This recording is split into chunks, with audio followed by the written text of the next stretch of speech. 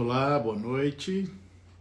Vamos começar a nossa conversa de hoje, nessa segunda-feira, dia 14 de novembro, véspera de feriado. Adriana, bem-vinda. Renata, a Flávia Brandão, aí do Espírito Santo, Márcia Fidelis.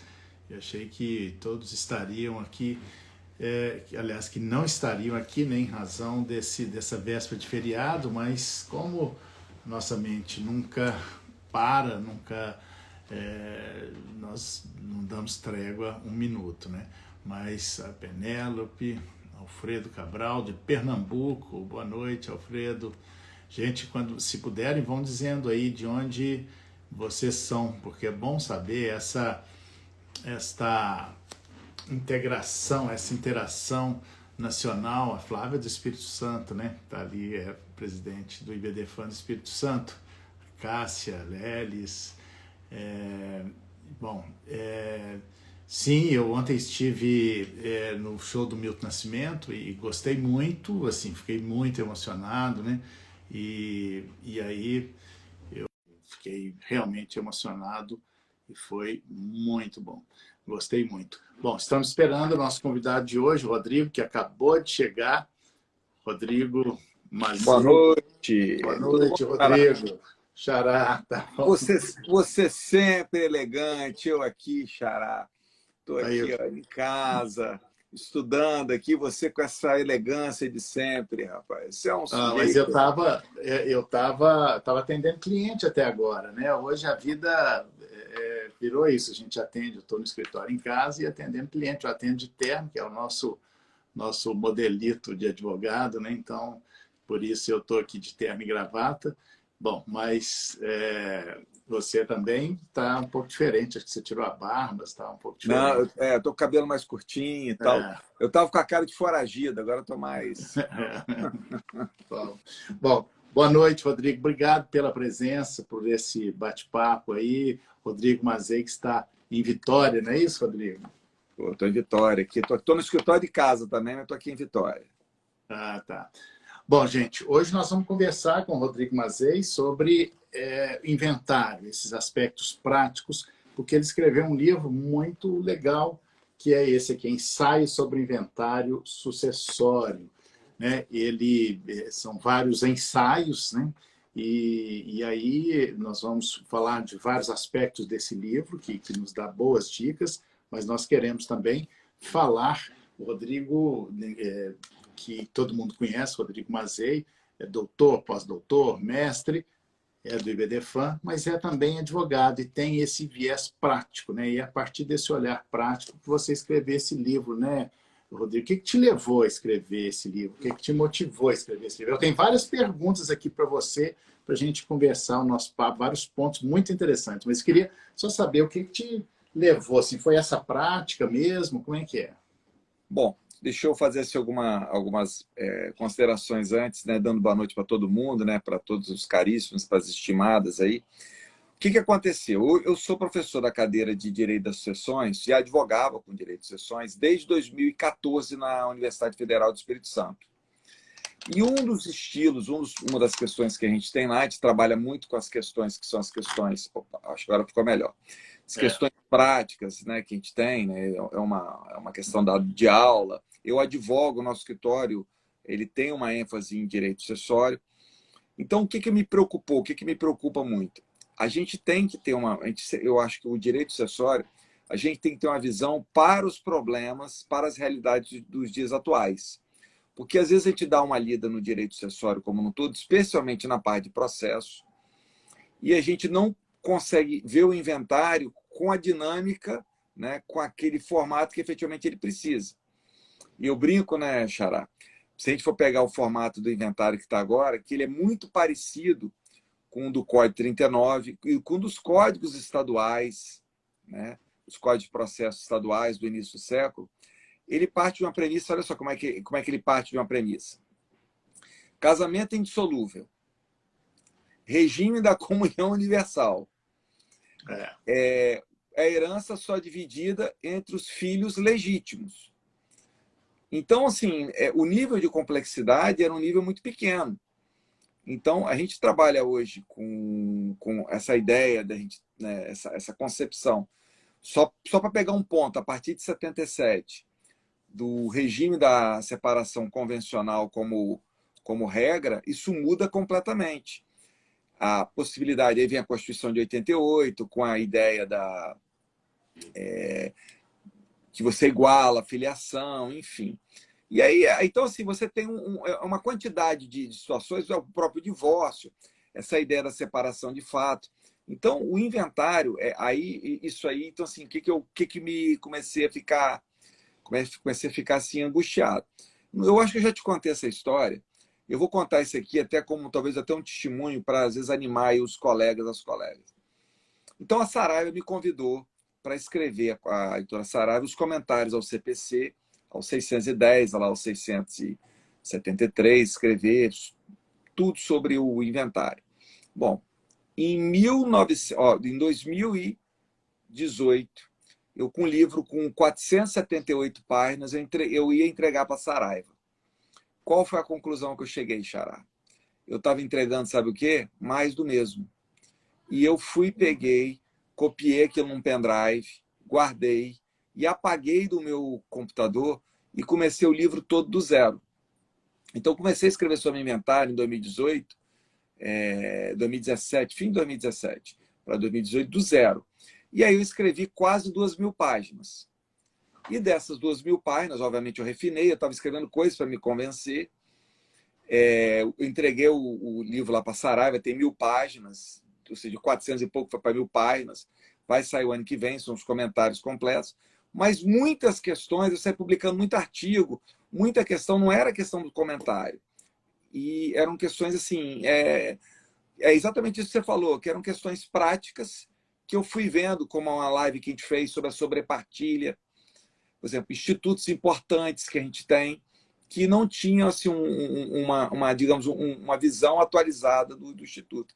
Então, a partir daí que eu comecei a escrever esses ensaios, e o livro aí, né, está aqui no fundo, aqui que você passou, aqui, então, um merchandising aqui no fundo, aqui, bem TV Globo aqui, né, ou TV Record, aquele bem Tabajara.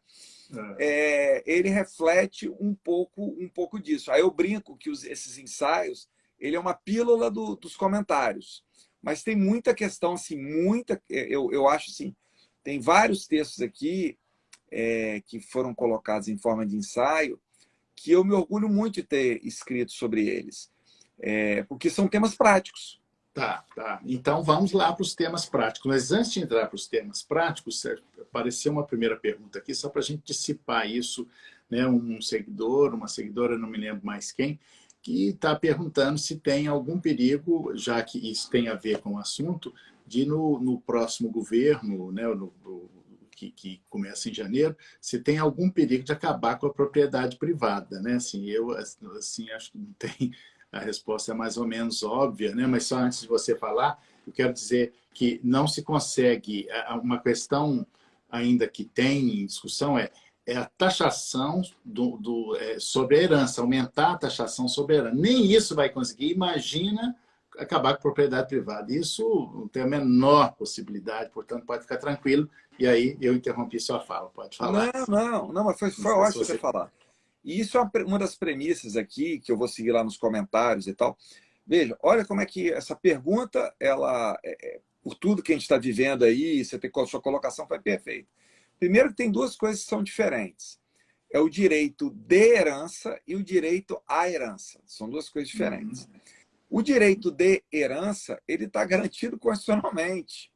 Então, assim, é uma cláusula pétrea, porque ele é, inclusive, vinculado ao próprio direito de propriedade. Você foi perfeito. Tanto que, em Portugal, o direito de propriedade ele é tratado tanto na ideia de causa, né, da causa inter vivos, como causa mortis, o mesmo dispositivo.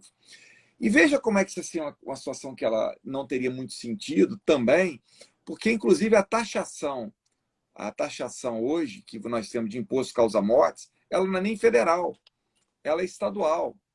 Então, assim, seria uma grande reforma nesse sentido. E mais ainda, é muito importante falar isso, porque eu trabalho com planejamento acessório, você também, Xará. Aqui entre nós, o imposto causa mortes, que nós pagamos no Brasil, ainda que em alguns estados sejam mais altos, é um dos menores do mundo. Exatamente. Vamos ser muito franco, tá? Porque a gente fala isso, o conceito fala, vamos fazer planejamento sucessório para pagar menos imposto e tal. Eu digo hoje, o planejamento sucessório era importante para várias coisas. E uma das coisas que está lá no fim é a questão dos impostos, pensão no causa-mortes. Eu acho que ele tem muito mais uma ideia de que prevenir conflitos, você ter uma sucessão mais rápida, mais eficiente, porque uma sucessão mais lenta, ineficiente, você vai perder muito mais dinheiro, os herdeiros, do que propriamente a questão do imposto. Isso é um equívoco para mim. Então foi ótima a sua pergunta, porque eu recebi isso em alguns grupos hoje e eu fiquei meio assim, até sem saber o que falar. Porque eu falei, olha, não tem como se fazer essa alteração. A gente pode... É uma outra ideia. Não tem, portanto, não tem o menor perigo. Mas só lembrando, parece que um dos países que tem essa taxação mais alta, se não me engano, é a Inglaterra, parece que 30%, uma coisa assim, né? Quer dizer, olha, a nossa é uma média, vamos colocar aí, de 4, 5%. Né? A gente acha alto, imagina a Inglaterra, 30%, né, ou mais, né? Bom, mas enfim, tudo isso que você escreveu aqui nesse ensaio sobre inventário sucessório, ela tem um objetivo que é da gente dar um tom prático, porque nós temos uma questão que nós, advogados, lidamos ou mal lidamos no nosso dia a dia, que é por que o inventário demora tanto, né? Então, saindo um pouco do livro, mas ao mesmo tempo pescando no livro algumas coisas que nós vamos falar sobre ele, mas essa reflexão que eu acho que é uma coisa que incomoda todos que estão aqui presentes, né? Que vieram, que estão entrando, que saíram, que tem isso. O que fazer para o inventário andar mais rápido? Claro que não tem uma forma pronta e acabada, porque tem toda uma estrutura jurídica, judicial, né? Acho que mais judicial para isso, mas assim, essa é a grande angústia dos advogados, né? Você dá algumas dicas, você fala algumas coisas aqui, né, sobre isso, que acho que é importante a gente falar. Mas então eu vou te fazer, vou dar essa deixa, assim, como é que a gente pode fazer, né, para que o inventário não demore tanto? Até o consensual demora. Imagina o litigioso. E aí é aí que a gente vai entrando no livro, né? Vamos lá. Eu, por exemplo, um ponto assim, que é o primeiro capítulo que tem aqui, que eu falo que para mim é um dos pontos mais importantes que hoje envolve direito sucessório. O que é muito importante as pessoas entenderem? Eu posso ter um inventário que não tem conflito. Como eu posso ter um inventário com conflitos menores? Como eu posso ter inventário com vários conflitos e esses conflitos eu ter personagens diferentes? O que a gente tem uma situação que ela é muito complexa? O que tem uma situação que ela é extremamente complexa? A gente, de um modo geral, como eu falei aqui antes, o inventário ele trabalhava com um nível de debates muito simples. Você não tinha complexidades. Hoje, e aí por isso que eu falo, né, que o inventário ele é um palco para o policentrismo e a multipolaridade, isso parece ser uma expressão assim, muito chique, mas ela é simplérrima. O que ele quer dizer, a ideia da multipolaridade e o policentrismo? O policentrismo é que você pode ter vários centros, efetivamente, vários centros nervosos, vários centros de conflitos. E centros esses que são importantes você definir e entender isso de uma forma muito clara, porque o que às vezes acaba acontecendo? As pessoas, isso é um dos grandes problemas do inventário, tá, Xará? Todo mundo quer resolver o inventário como se fosse uma coisa única, uma coisa absolutamente única, o que é falso. É como se o inventário ele é um processo, assim, vou tentar ser didático, com vários processos dentro. E para você chegar, às vezes, para vários processos e várias questões, você ainda tem questões que envolvem isso. Vou dar um exemplo simples, assim, bem simples, coisas do dia a dia. O processo de colação, o procedimento da colação, ele é algo que só envolve os herdeiros necessários. E ele tem, então isso é um centro nervoso que envolve o quê? Os herdeiros necessários e o cálculo da legítima. Então eu tenho que isolar essa discussão. Porque, veja, eu posso ter um legatário que não é herdeiro necessário, né? Um legatário que ele não tem nada que se manifestar sobre isso. Como eu posso ter... Olha como é que é interessante isso. Então, às vezes, você cria uma situação que você cria uma situação em que é importante você compreender essas zonas de conflito para você saber quais são os personagens. Até porque, olha como é que é interessante, nessas próprias áreas de conflito, né, por exemplo, esse caso da colação, você pode ter também, aí vem a questão da multipolaridade, que é interessante, conflitos menores em que as partes podem estar em posições diferentes. Vou dar um exemplo. Então nós definimos quem são as pessoas aqui que vão participar para falar sobre a colação. Herdeiro A, B, C, D e E. Quanto à colação em si, eu posso ter lá no inventário o A e o B concordando, o C e o D, o D e o E discordando. Ok? Pois é, e isso você fala num dos textos aqui desse livro, a gente até já tinha falado sobre isso, que é uma das formas, porque isso foi uma inovação do CPC, né, que é a partilha parcial, né, que depois pode, aí achei interessante nesse seu texto, quando você fala de sobrepartilha, não só aqueles que foram omitidos, porque não sabia, ou porque foi omitido, mas também aqueles que você pode fazer a partilha e deixar uma sobrepartilha apenas para aqueles que são controversos, né? Então, isso foi uma inovação, isso pouca gente presta atenção nisso no CPC novo, né, que já nem é novo, o CPC de 2015, que trouxe essa inovação, né? Isso é uma ajuda para dar uma acelerada nisso, né? Só completando seu raciocínio aí, Não, né? perfeito o que você falou. Olha só, olha como é que você falou, casa exatamente o que eu estou dizendo. Então, se eu sei de antemão quais são os conflitos, olha o que eu posso observar. Olha o que eu posso observar dentro desse contexto.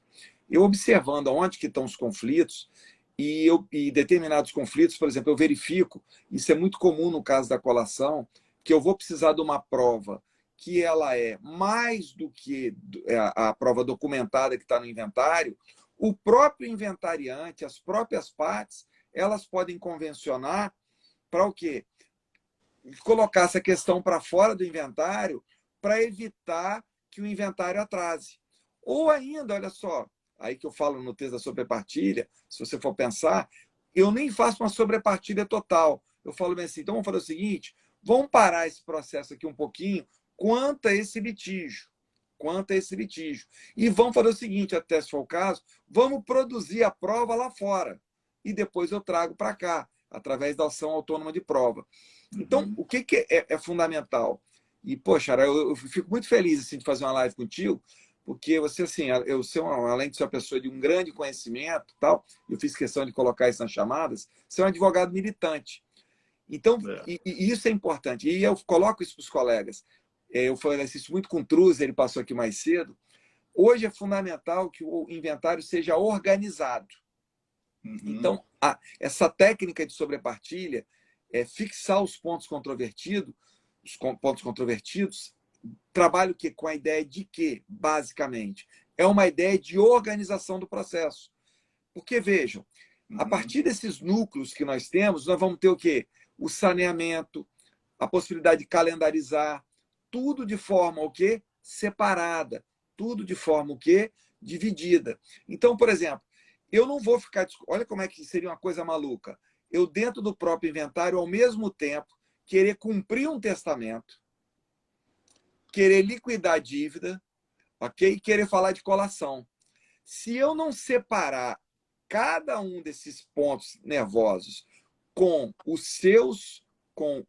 aquelas pessoas que efetivamente, com aquelas pessoas que são os legitimados para esses pontos de conflito e entender qual que é o litígio e organizar cada um de litígio, às vezes eu posso até fazer os dois ao mesmo tempo, só que de forma o quê? Depurada, de forma separada.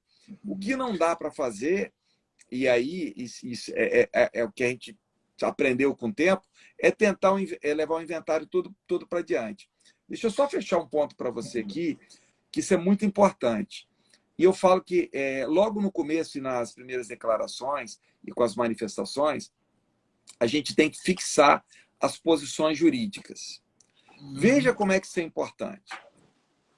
A depender do regime de bens e da situação, e naquele caso clássico do companheiro ou do cônjuge sobrevivente, eu posso ter essa pessoa funcionando no inventário com várias posições, ao mesmo tempo, com várias posições jurídicas. Ou seja, ela pode ser meeira de determinados bens, ela pode ser o quê? Herdeira de determinados bens particulares, pensando aí na comunhão parcial, né? Ao mesmo tempo, ela pode ser legatária, pode ser herdeira testamentária. Então, o que a gente faz? Não é só identificar os litígios, é identificar o quê? A posição jurídica de cada um. E veja como é que isso é importante. As despesas dos bens sob meação responde só a metade, a herança responde só pela metade. Os bens que são particulares, ele responde por tudo. Então, essa organização inicial, inclusive com a fixação dos percentuais, desde logo, dos quinhões, se torna o quê? Absolutamente necessária. Pois é, e isso mas a gente começa, né? Vamos imaginar aqui na prática, né? Isso que nós estamos aqui teorizando, porque é claro que a gente precisa da teoria, e uma teoria só tem sentido pelos resultados práticos que ela dá. E esse seu livro, para quem chegou, né, gente, depois, olha, nós estamos falando sobre esse livro aqui do Rodrigo Mazei, Ensaio sobre Inventário Sucessório. E um dos capítulos, né, um dos ensaios que tem aqui, é sobre esse início do inventário. Quem vai ser o inventariante? Na briga pela inventariância, é muito comum que se faça, que se nomeie o inventariante dativo, né?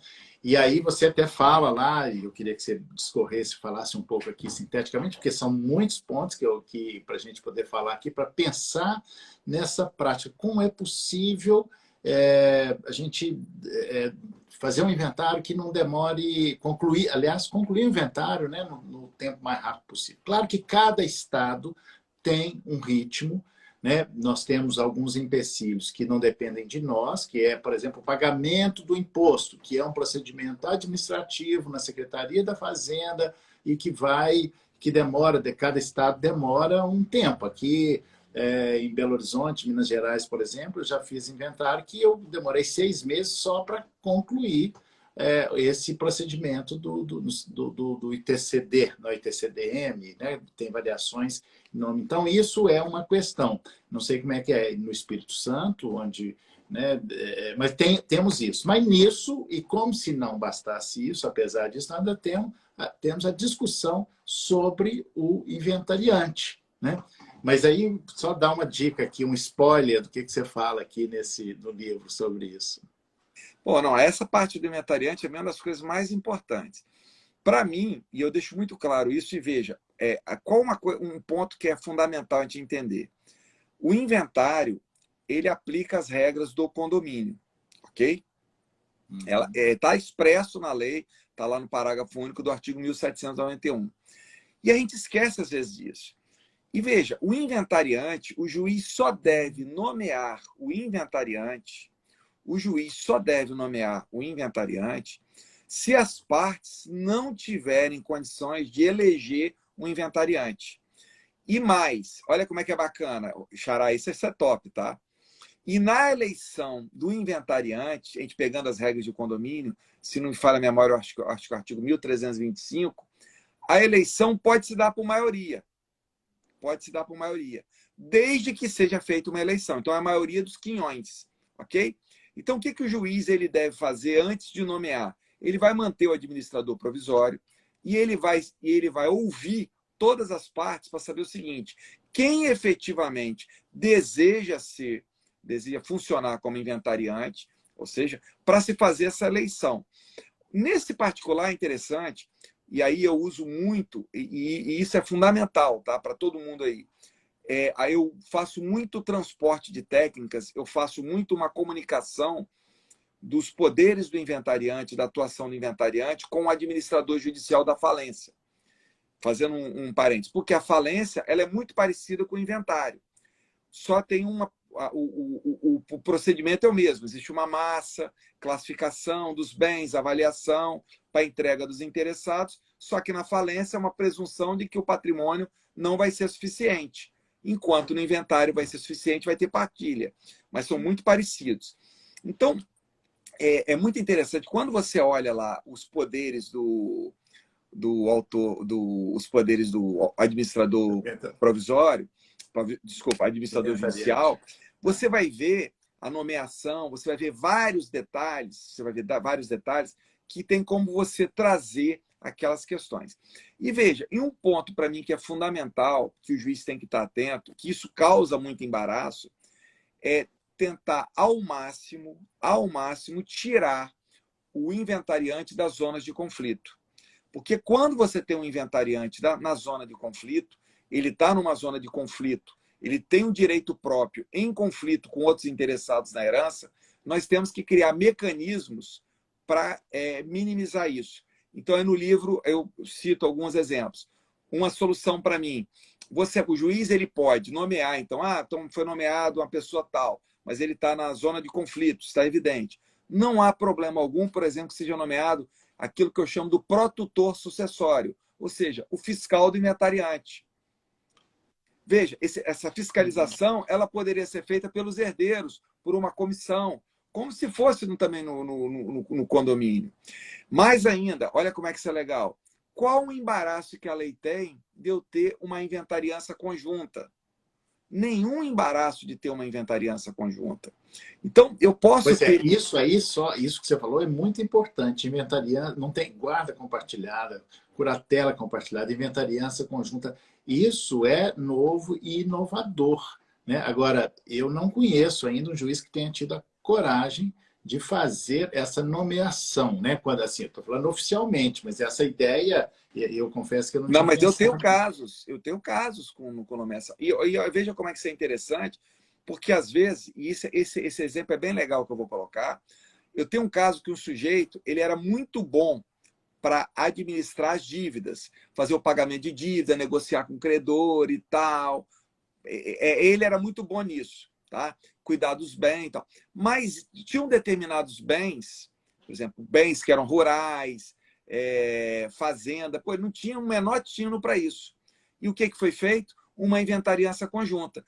E aí, quando você tem essa inventariança conjunta, que você pode ter ela ser, de fato, compartilhada, ou seja, as duas pessoas fazendo o mesmo ato, mas eu posso também, Xará, isso aqui é bacana, delimitar as áreas de atuação. Né? Pois é, isso é novo e inovador, Rodrigo. Isso é muito legal, assim, né? De pensar, porque o direito das sucessões ele é tão engessado, né? O direito de família avançou muito, o direito de família é muito amarrado, né? Então, muito pouca coisa mudou, e essas coisas ficaram velhas, como você disse no começo da nossa conversa. Isso tudo estava estruturado para uma família patriarcal, indissolúvel, né, cuja ordem da vocação hereditária era muito mais simples, enfim. Isso é uma ideia muito interessante. Só que os juízes, na prática, e por comodidade, o que eles falam? Não é nem você, vamos nomear um terceiro, um dativo. Só que tem que pensar que o inventariante dativo, ele significa despesas, né? Vai ter um Sim. gasto muito maior, né? E você fala disso aqui, né? Inclusive dessa habilitação técnica necessária, né? Do que você Sim. invoca. Bom, mas você estava dizendo e eu me entusiasmei com essa Não, brilhante não, mas ideia é e isso. acabei Não, cortando seu raciocínio. Vamos lá. não, muito pelo contrário, você está confirmando. Então, por exemplo, o administrador, o que é importante para o administrador judicial? Além dessa imparcialidade, ou seja, que a gente tem ferramentas para tentar minimizar isso, né, no inventário, para não ficar caro. Pô, se você nomeia um administrador dativo, você joga o preço para cima. É tão legal a questão do protutor sucessório, o Xará, que o protutor, pela própria lei, ele fala que os honorários têm que ser fixados em valor módico. Então, até isso é legal. Né? E você pode colocar como protutor, fazer, como eu falei, o próprio herdeiro. Você cria uma sistemática nesse sentido. Exatamente. E Então, tem uma pergunta aqui, aproveitando aí, só para emendar, para não perder, de uma pessoa que perguntou sobre, né, os custos, quanto é que deve receber o inventariante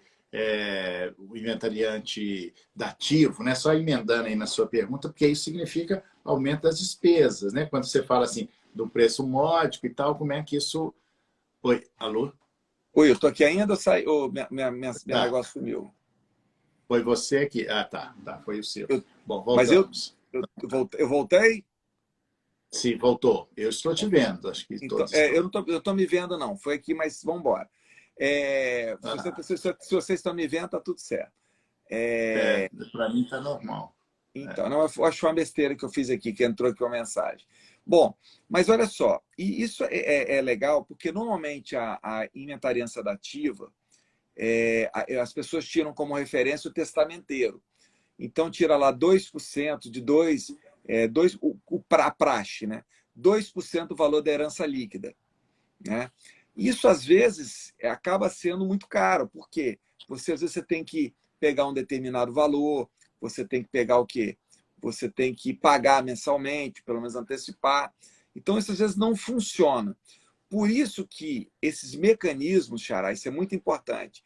É isso que eu coloco num dos textos aqui. As pessoas têm que entender e procurar esses mecanismos, porque, veja, a própria ideia, às vezes é muito comum que você tenha no inventário 2 blocos. A discussão, o debate são sobre 2 blocos de interessados, 3 blocos. Você fazer uma administração que contemple essas pessoas. E olha como é que, quando você está na falência, você tem vários credores. Então, você tem vários interesses antagônicos. Pô, mas na falência eu não consigo compor isso? Por que no inventário eu não vou compor? Então, tirar essas experiências do processo de falência, para mim, se torna fundamental. E você quer ver um ponto que é capital? Não sei, a prestação de contas no processo falimentar, ela é feita online. E eu tenho pedido, nos processos que eu tenho trabalhado, o que eu tenho pedido para o inventariante fazer? Não é ficar prestando contas de forma retrospectiva, mas prestar contas de forma simultânea. Porque olha como é que a lei de falência ela determina, está lá no artigo 22. O administrador, à medida que ele vai fazendo os atos, todos os documentos e os atos, ele vai colocando o quê? Num sítio, num site, colocando aquilo público para os interessados, para você ter o acesso. Uhum. Então, olha como é que eu posso ganhar tempo com isso. Porque esse negócio da prestação de contas, cara, isso é um inferno. Nossa, a prestação de contas é um inferno, não acaba nunca, né? Não acaba Teoricamente é nunca. bonito. Aí os clientes falam, pede prestação de contas, tal. Teoricamente é bonito, mas na prática não funciona. Então, Né? olha essa organização desde o começo. Então, o juiz nomeia o inventariante, você vai pedir para ter a prestação de contas online, a prestação de contas simultânea. Isso não só o processo vai ficar mais ágil, como além de ficar mais ágil, isso você também tira, ele fica mais transparente e você diminui a litigiosidade. Esse é um ponto que é muito importante para a gente trabalhar. Tá. E um ponto que pode diminuir a litigiosidade também, que você fala lá na página 301, que é sobre o inventário, né? no ensaio, que fala sobre o inventário quando é da empresa. Então, o empresário morreu, tem bens em nome de pessoa física, bens em nome de pessoa jurídica, né? Você fala isso lá, né? Também dá um spoiler para a gente do livro, assim, que está lá na página, a partir da página 301, não sei se você se lembra, mas é uma coisa que facilita, né? Que isso faz parte do planejamento sucessório, quer dizer, o ideal é que isso seja visto, possa ser preparado antes, mas tendo preparado ou não, tá. Faleceu, tem bens em nome de pessoa física, bens em nome de pessoa jurídica. Isso melhora, piora? Como é que é? Dá um spoiler aí do livro para a gente. Perfeito. Eu estou num caso agora que é até engraçado assim, que é um assunto muito novo, tá, Rodrigo? Esse assunto muito novo. E tem poucas no Brasil. Eu acho que não chegamos a 10 no Brasil. Eu acho que não chegamos. Eu não consegui mapear 10, mas como os processos da arbitragem são sigilosos, então talvez tenha e a gente não conhece. Bom, veja que os requisitos para a arbitragem não são muito diferentes, por exemplo, do arrolamento sumário, do inventário extrajudicial, que as pessoas serem capazes de estarem, né, de comum acordo, no caso do inventário extrajudicial e do arrolamento sumário, com o próprio resultado. No caso da arbitragem, é de instaurar a arbitragem. O que tem um caso que eu mostrei de uma forma muito clara para as pessoas que estavam lá, nesse inventário? Eles estavam brigando, os herdeiros, por cotas que faziam parte da Saizine, eles numa briga danada pela cota. Quando o maior problema deles não era a briga pela cota, era saber o quê? De fato, qual o valor dessa cota. Então não era, olha, vocês aqui são, entre aspas, vocês vão brigar lá fora como é que essa cota vai ser paga ou não, se a pessoa não quiser, vocês vão ter uma dissolução parcial, mas vocês precisam avaliar, ter a potência exata dessa cota. Até porque no nosso sistema, como a gente tem a ideia da Factus Societatis, é um equívoco você imaginar que o herdeiro vai ser sócio. O herdeiro não é sócio, o herdeiro herda a potência financeira das cotas. Isso é muito importante as pessoas entenderem isso. Então, o que esse texto te mostra? E aí volta naquela primeira questão, separar os conflitos todos. Os conflitos societários, quando tiver cotas, a gente tem que separar isso e tentar fazer um máximo com eficiência essa avaliação das cotas logo. Porque quanto mais tempo você demora, mais você vai perder dinheiro.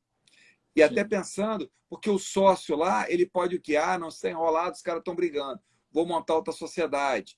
Então, esse é um ponto que é fundamental. Então, o que está acontecendo agora, o Xará? Eu estou numa arbitragem, olha que interessante, dos herdeiros com a empresa, em que foi tirado, olha só, sobrepartilha prospectiva. Olha, a questão das cotas aqui, não vai dar para a gente avaliar aqui, que vai ser muito complexo, vai parar o inventário. Tiraram esse conflito foi para arbitragem, para apurar o valor das cotas, ok? E, apurando o valor das cotas, estudar como ser pago, porque chegaram à conclusão de que aquela cláusula contratual de pagamento, ela, se for para o judiciário, seguindo aquilo que o próprio STJ tem colocado, ela não vai ser cumprida. Então, a gente antecipou isso. Então, o ideal... Eu tenho até um texto que não está no livro, que é muito legal, que eu falo bem assim, não faça a cláusula faz de conta. Porque tem aquela cláusula de faz de conta, lá que o cara morreu e tal. Não faça ela. Faça uma cláusula que você consiga aplicar. Mas se você não conseguir aplicar e você tiver nesse inventário, você tem que apurar o valor, às vezes é melhor você sair do inventário do que você ficar no inventário, porque o grande objetivo, o maior objetivo, é apurar o valor das cotas, não ficar discutindo isso dentro do inventário, questões societárias. Sim, esse é uma série. Pois é, e você falou de coisa que não está dentro do livro, e tem uma pergunta aqui da Sheila, que eu achei muito interessante, não está lá no livro, mas claro que vai estar nos seus comentários, mas como ela é tão diferente, é um caso tão raro, que eu acho que vale a pena a gente comentar, né? Que a Sheila fala assim, é imprescindível fazer inventário negativo? Olha, eu posso dizer que em 40 anos de advocacia, eu nunca fiz um inventário negativo. Você já fez, Rodrigo, inventário negativo?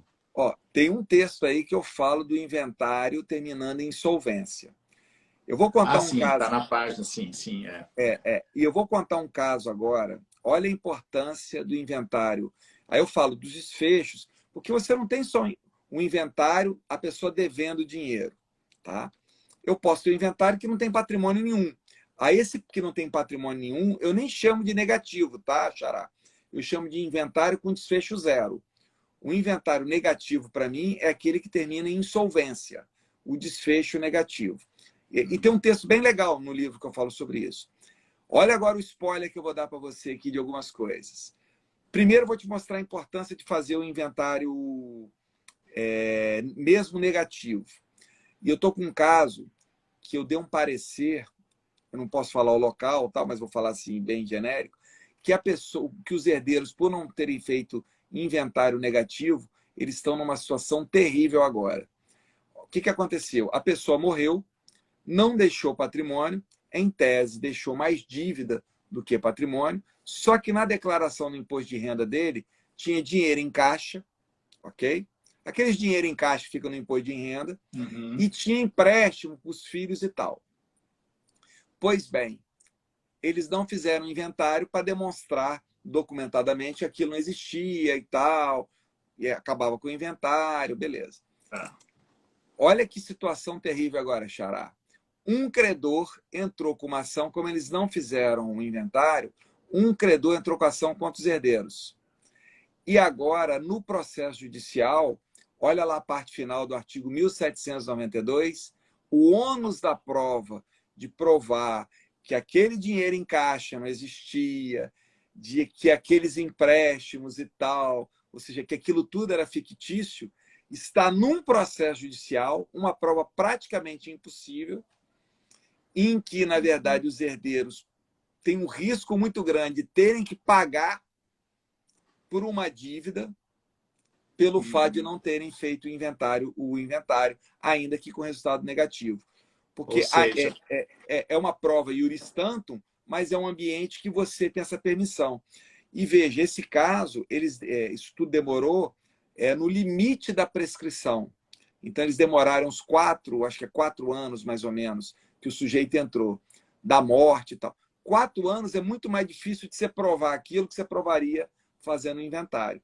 Então, pois eu não... é, então, isso é uma coisa rara, mas assim, interessante estar falando isso, né? Porque essa coisa do inventário negativo, mas emendando, porque o nosso tempo está acabando, tem muita coisa vai ficar por dizer, né? Mas nós precisamos emendar com uma pergunta, a participação da Solange Sarmento, que coloca aqui: direito e herança prescreve mesmo quando os herdeiros não sabem e descobrem só 70 anos depois, né? Essa questão da prescrição é muito interessante. Isso me lembrou, e eu acho que merece a gente comentar essa pergunta, né? Comentário da Solange, porque você falou aí da prescrição, né? Que é uma coisa que pouca gente Perfeito. lembra disso, né?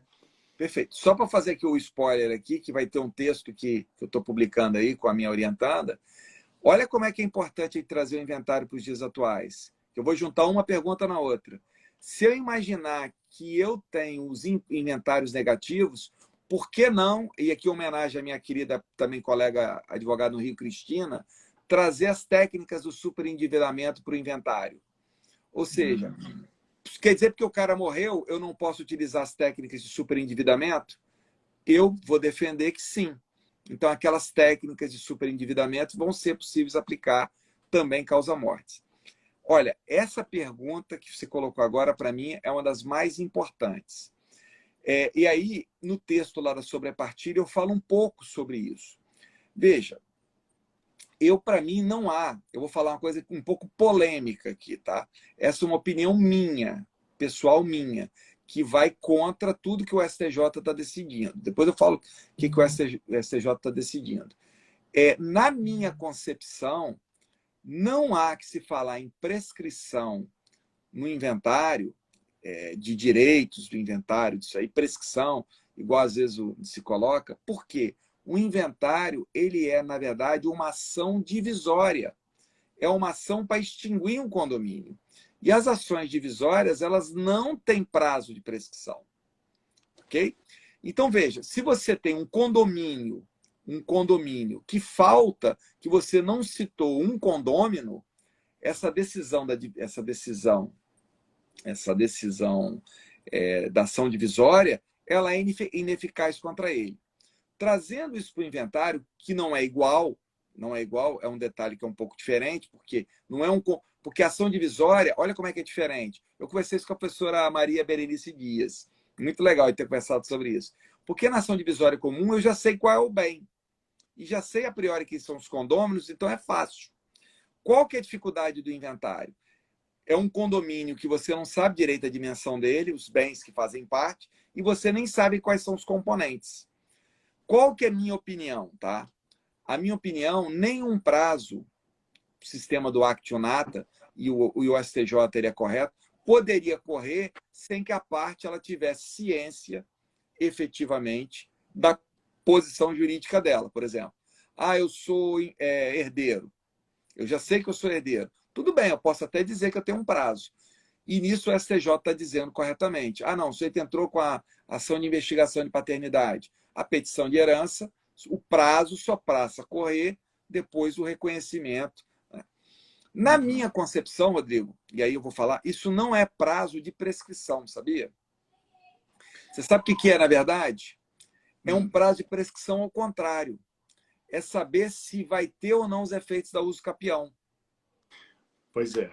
Porque, na verdade, a gente não pode, também concordo em parte, e que bom que a gente pode pensar diferente, né? Eu quero amadurecer um pouco mais, mas a gente não pode esquecer que o tempo tem uma ação sobre o direito, que podemos dizer isso de prescrição, decadência, venire e contrafacto próprio, né? E tal. Então, é importante que a gente pense sobre isso, né? Mas o que é bonito do direito é essa dialética, né? Mas nós não podemos esquecer. E a ação do tempo sobre o direito, né? Mas Mas eu trabalho com o tempo, numa outra perspectiva, porque eu acho que os bens podem ser usucapidos. É a sim. prescrição numa outra perspectiva. Por Ah, exemplo, sim, sim. porque, por exemplo, eu acho um absurdo, vou sair um pouco do inventário, eu acho um absurdo, com todo respeito ao STJ, o STJ dizer que numa separação, lá num divórcio, que não foi feita a partilha, né, que há uma prescrição da ação divisória. Não há prescrição da ação divisória. Ora, os bens estão em condomínio, não há prescrição. O que pode acontecer é pela posição que um condômino, né, que o cônjuge toma, de ocorrer uma situação excepcional de prescrição aquisitiva, que seria uso capião. Mas jamais eu imaginar, porque isso aí, cara, você criaria um ambiente propício para má fé. Uhum, uhum. É, é. É Bom, minha gente, opinião. Eu sou vencido, tá? Mas é minha opinião. tá, não, mas é interessante, eu concordo em parte com ela, mas nós estamos caminhando para o final. É claro que vai ficar muita coisa por dizer, porque e somos assim, né? Está sempre sujeito de desejo é falta, está sempre faltando alguma coisa e ficará faltando alguma coisa. Mas eu queria falar do último ponto, só para dar uma realçada no livro. Tem gente perguntando o nome do livro, é esse aqui, ó, né? Que para quem chegou depois, que é Ensaio sobre o Inventário Sucessório, né? Rodrigo Mazei. E eu achei muito interessante uma tabela que você fez, está lá a partir da página 167, que é aquela polêmica que a gente, felizmente, não vamos poder falar muito aqui, que é inventário, nós estamos falando aí dessas demoras e tal, do inventário judicial. Mas o inventário extrajudicial, que foi uma inovação, que pode facilitar e tal, e tem a polêmica, olha, inventário judicial. Primeiro, tem que ser só consensual. Segundo, sem filhos menores e sem testamento. Essa história do sem testamento, ela já está começando a mudar. E você fez uma tabela muito interessante aqui de todos os estados, né, que podem ter ou não. E, na verdade, para quem quiser ver aqui depois, né, eu estou, inclusive, você listou os 27 estados e Distrito Federal, e desses 27, apenas 20 ainda não autorizam, né? Isso seja, essa alteração da norma, desse entendimento, veio pelas corregedorias estaduais. O IBDFAN já propôs, já fez um pedido para o CNJ, então trago essa novidade aqui, né, para regulamentar isso nacionalmente, porque, na verdade, não tem sentido, né? O testamento, isso faz, não poder fazer inventário extrajudicial porque tem testamento, isso é uma afronta à fé pública do tabelião. Que, aliás, porque tem que fazer aí alguns estados, então tá, vai e faz aprovação, que é também ridículo, né? Então o tabelionato não vale nada, ele faz aquilo ali e quem quiser contestar o testamento não é ali naquele ato, tem outro ato, quer dizer, essas coisas todas ficaram muito antigas e antiquadas, né, Rodrigo? Mas gostei dessa tabela que você fez aqui, e é a tendência de poder fazer, né? Não, eu concordo com você. Aí eu vou dar um pulo do gato agora, um jump off the cat para os colegas, hein? Isso aqui agora é legal. Você sabe o que eu tenho feito? A gente tem tido êxito aqui no estado e tem feito em outros estados também. Às vezes você tem um testamento e o inventário ele é necessariamente judicial, porque tem a presença de incapaz e tal. Você sabe o que a gente tem feito, Xará? Negócio jurídico processual com a presença de todos os interessados para fazer o quê? O registro do testamento. Você faz o quê? Acumulação de procedimentos. Então, você faz o registro do testamento no bojo do inventário. Então, você não precisa fazer o quê? Os dois procedimentos. Aqui no capítulo aqui do livro, que eu falo sobre prazos de instauração do inventário, eu cito isso. E na doutrina, eu fiquei muito feliz que o Cristiano Chaves também vem defendendo isso. Então, é uma posição assim, que já tem eco na doutrina e alguns juízes já têm aceito. Porque a competência do juiz é o mesmo. Na verdade, é um ato só de conferência formal do testamento. Então, não teria nenhum embaraço de se fazer dentro do inventário. Bom, a gente já está aqui no prazo aqui para frente. Tá. O livro, para quem tiver o interesse aqui, ó, não sei se vocês estão conseguindo ver aqui, ele está lá no site da editora Juspodium, e até o fim desse mês, então vocês olharem lá no site lá da editora Juspodium, vocês, se colocarem, quem tiver interesse, colocarem lá na parte de cupom Inventário Sucessório 2022, vai ter um cupom de desconto. Então, quem assistiu a live aqui já pegou o cupom, vai lá e vai ter um descontinho, tá? Mas foi muito, pô, foi muito assim, porque o tempo é curto, mas foi muito bom falar contigo, Xará, porque é bom conversar com um advogado militante, porque a gente, né, consegue captar as angústias da advocacia. E eu acho que eu me preocupo em querer escrever para tirar essas angústias da advocacia. Pelo menos dar a minha opinião sobre elas. Pois é, e a advocacia às vezes é muito angustiante por isso, né? Porque como é que a gente explica para o cliente que um inventário dura anos, assim, que ele não tem sentido? Eu acabei de fazer um inventário assim, simples, muito simples, que demorou um ano, mais de um ano. Eu falei, isso não tem sentido, né? Quer dizer, então, essas conversas que nós estamos fazendo aqui, escritos como o seu, para quem chegou, o livro é esse aqui, ó, né? É que a gente vai pensando, achando uma saída, porque nós, advogados, precisamos pensar nessa praticidade, né? Tem muita mais coisa nesse livro do que a gente falou aqui, claro, mas nós temos que encerrar. Eu quero agradecer o Rodrigo Mazei, professor, mestre, doutor, pós-doutor e advogado prático, né? E é isso que faz essa coisa aí ser mais real, mais concreta, né, Rodrigo? Muito obrigado pela sua presença e pelo convite. Você esqueceu da parte mais importante, duas coisas mais importantes. Membro do IBDFAN, essa parte importante, membro do IBDFAN, membro do IBDFAN e seu amigo, seu Xará. Essas são as maiores credenciais. O Xará. Aliás, então, são os Rodrigos do IBDFAN. Eu, você, o Rodrigo Toscano, né, da Paraíba, que são da diretoria do IBDFAN e tal. Bom, obrigado mais uma vez. Bom fim de semana. Amanhã, dia da República, feriado, né? E obrigado pela presença de vocês que estão aqui, que é porque gosta muito do direito, porque em véspera de feriado está aqui conversando sobre direito sucessório, tem que gostar, né? Mas muito obrigado, gente, pela presença de todos. E a live vai ficar gravada aí, tá? Obrigado, até. Abraço.